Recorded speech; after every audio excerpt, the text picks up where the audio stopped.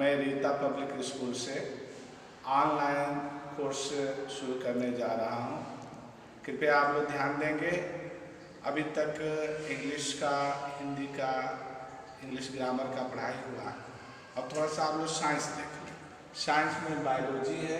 एक common base पर biology आपको पढ़ाया जा रहा है। कॉमन बेस का मतलब है 9th से 12th तक काम आएगा और आपको इसमें कुछ ट्रीटमेंट का तरीका भी बताया जाएगा।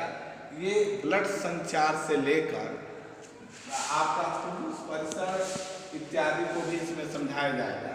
जो ये नीचे दिखाया गया है पूरी बॉडी को दिखाया गया है, परितंत्र को एक ही में जोड़कर दिखाया गया कि कैसे क्या होता है।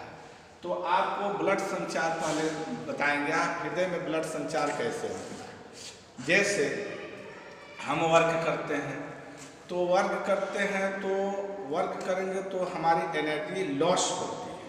जब एनर्जी लॉस होती है तो एनर्जी के साथ में ऑक्सीजन का लॉस होता है। ऑक्सीजन के कण जो हैं वो समाप्त होते रहते हैं एनर्जी के साथ। जब एनर्जी के साथ ऑक्सीजन समाप्त होता है तो कार्बन की मात्रा बढ़ने लगती है। कार्बन एक जहरीला तत्व है, तो कार्बन की मात्रा बढ़ेगी तो शरीर में कमजोरी आता है और ब्लड हमारे गंदे हो जाते हैं, क्योंकि ब्लड में ही कार्बन की मात्रा बढ़ती है। जब ब्लड में कार्बन बढ़ेगा तो ब्लड अशुद्ध हो जाता है। तो ब्लड जब अशुद्ध होगा, पूरे शरीर में जब ब्लड अशुद्ध होता है तो ये अशुद्ध ब्लड जो है ये शीरा द्वारा, इस मान लो ये हमारा पूरा दैहिक परिसंचरण है, अर्थात मेरा पूरा शरीर है, तो पूरे शरीर में कार्य करने से ब्लड अशुद्ध हुआ तो अशुद्ध ब्लड जो है इस तरह से शीरा द्वारा ये चला जाता है हृदय में। जब शीरा द्वारा हृदय में चला जाएगा तो हृदय इसको रखेगा थोड़े, हृदय रख लेगा तब तो दूषित हो जाएगा, क्योंकि दूषित ब्लड है। तो हृदय तुरंत अपने पंपिंग द्वारा ये तुरंत फेफड़ों को भेजता है।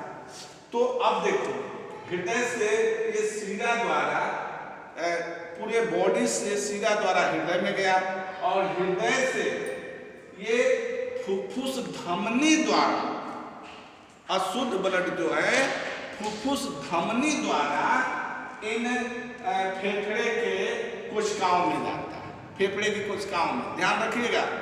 शरीर से अशुद्ध ब्लड, इनप्यूरिड ब्लड, अशुद्ध रक्त, इनप्यूरिड ब्लड शरीर से शिराओं में होते हुए हृदय में जाता है और हृदय से फुफ्फुस धमनी द्वारा फेफड़ों में जाता है। इतना ध्यान दीजिए। आप ध्यान देंगे, यहाँ से थोड़ा सा नाम चेंज हो जाता है। ये शिरा है और शिरा यही अशुद्ध ब्लड फुफ्फुस धमनी द्वारा फेफड़े में जाता है। इतना क्लियर हुआ। शिरा और धमनी का जो अंतर है, केवल फुफ्फुस धमनी कहेंगे, वो शिरा वाला काम कर रहा है ऊपर हृदय से फेफड़े तक। आप देखिए, फिर फेफड़ा जो है उसको शुद्ध करता है। जब फेफड़ा शुद्ध करेगा, फेफड़ा शुद्ध करता है तो फेफड़ा शुद्ध करके फिर फुफ्फुस शिरा द्वारा फेफड़ा शुद्ध करके शुद्ध रक्त को, प्यूरिड रक्त को फुफ्फुस शिरा द्वारा हृदय में लाता है। और ये प्रक्रिया दोनों एक साथ होती है। गया आया, गया आया। तो गया आया दो ब्लड, इनप्यूरिड ब्लड और प्यूरिड ब्लड दोनों एक साथ निकलते हैं, एक साथ जाते आते हैं, एक ही साथ उनकी पंपिंग होती है। शुद्ध ब्लड जो है पंप होकर धमनी द्वारा पूरे हृदय में आ जाता है। अशुद्ध ब्लड उसी समय हृदय में जाता है। हृदय में 2 प्रकार के कोष्ठक बने हुए हैं। ऐसे तो 4 कोष्ठक हैं, लेकिन 2 प्रकार के जो कोष्ठक बने हैं जिसमें शुद्ध और अशुद्ध दोनों एक साथ उसमें विराजमान होते हैं और एक साथ प्रवाहित भी होते हैं। तो शुद्ध ब्लड आ जाता है पूरे शरीर में, फिर हमारा शरीर का संचालन चलता रहता है। अशुद्ध ब्लड चला जाता है फेफड़े में, फेफड़े के पास वो शुद्ध होता रहता है। लेकिन फेफड़े के पास शुद्ध कैसे होता है, आप इसको सुने। पहले जब हम कार्य करते हैं एनर्जी लॉस होता है तो उससे ऑक्सीजन लॉस होता है, कार्बन की मात्रा बढ़ती है। जब कार्बन की मात्रा बढ़ती है तो ब्लड अशुद्ध होता है, ब्लड अशुद्ध होता है तो फेफड़े में जाता है। फेफड़े की दीवारों पर जो कोशिकाएं बनी होती हैं उसमें तुरंत अशुद्ध रक्त जाकर उन्हीं कोशिकाओं में एकदम भर जाता, फुल हो जाता। जब फेफड़े की कोशिकाओं में फुल हो जाता है तो हम सांस जब लेते हैं तो सांस में अधिक से अधिक ऑक्सीजन की मात्रा होती है। जब अधिक से अधिक ऑक्सीजन की मात्रा होती है तो फेफड़े की दीवारों पर अशुद्ध रक्त एकदम भरा हुआ है और जब उसके बीच में ऑक्सीजन जाता है उसके अंदर तो ऑक्सीजन की ये प्रक्रिया होती है कि जब हवा अंदर जाएगा, ऑक्सीजन जाता है, ऑक्सीजन के साथ अन्य गैस भी जाते हैं तो उन गैसों की मात्रा कम होती है लेकिन ऑक्सीजन की मात्रा ज़्यादा होती है। तो ऑक्सीजन क्या करेगा कि ब्लड के इन कोशिकाओं के साथ, ब्लड के साथ वो रिएक्शन करता है, कार्य करता है, प्रक्रिया करता है। तो ब्लड जो अशुद्ध ब्लड होता है उसमें से कार्बन जो होता है जल्दी फेफड़े में आने लगता है, इन कोशिकाओं में से जल्दी विसर्जित होने लगता है और इसका शुद्ध ऑक्सीजन जो है इन कोशिकाओं में घुसने लगता है, यानी इन ब्लड में चला जाता है। जब ब्लड के अंदर जाता है तो ब्लड शुद्ध हो जाता है। फिर हृदय जो पंपिंग कर रहा है, बार-बार पंपिंग कर रहा है, तो उस प्रक्रिया में वो फिर शुद्ध ब्लड इसमें आ जाता है और शुद्ध ब्लड फेफड़े से फुफ्फुस धमनी द्वारा शुद्ध ब्लड हृदय में आता है और हृदय से फिर पंपिंग करके ये धमनी द्वारा पूरे शरीर में जाता है। तो ये तो रहा हमारा ब्लड सर्कुलेशन की प्रक्रिया, ब्लड संचारण की प्रक्रिया।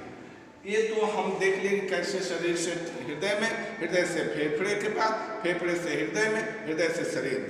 ये प्रक्रिया लगातार एक साथ चलती रहती है और हृदय में 4 कोष्ठक होते हैं जिसमें शुद्ध अशुद्ध, इधर जाना उधर जाना, ये प्रक्रिया इसमें बनती रहती है। तो एक कोर्स आगे का है, इसको बाद में समझाया जाएगा कि हृदय से किस तरह से, किन कपाटों के बंद होने से, किन कपाटों के खुलने से, किस वाल्व के बंद होने से, किसके खुलने से, कब वो खुलता है, कब बंद होता है, ये प्रक्रिया आपको बाद में बताई जाएगी। हाँ, जब एक टीबी का मरीज, उसको डॉक्टर बोलता है कि आप शुद्ध वातावरण में घुमा करें, आपका रोग सही हो जाएगा। बात सही है, इसलिए कि अगर एक टीबी का मरीज शुद्ध वातावरण में घूमता है तो उसके फेफड़ों में ऑक्सीजन की मात्रा अधिक आती है। जब ऑक्सीजन की मात्रा अधिक आती है तो ब्लड से जो भी कार्बन है वो घटते चले जाते हैं और ब्लड में ऑक्सीजन बढ़ता चला जाता है। तो बराबर अगर शुद्ध ब्लड उसको मिलता रहे तो उसके अंदर जो टीबी के कीटाणु और शुद्धता के कीटाणु इत्यादि जो होते हैं वो समाप्त होते रहते हैं और व्यक्ति स्वस्थ हो जाता है। तो व्यक्ति स्वस्थ कब होता है? जब उसको उसके शरीर में ऑक्सीजन की मात्रा अधिक हो जाती है, ब्लड में सुचारू रूप से मात्रा अधिक हो जाती है।